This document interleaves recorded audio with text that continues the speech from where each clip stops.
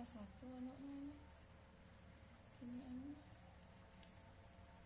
Wow. Oh, coba tes dulu di rambutnya.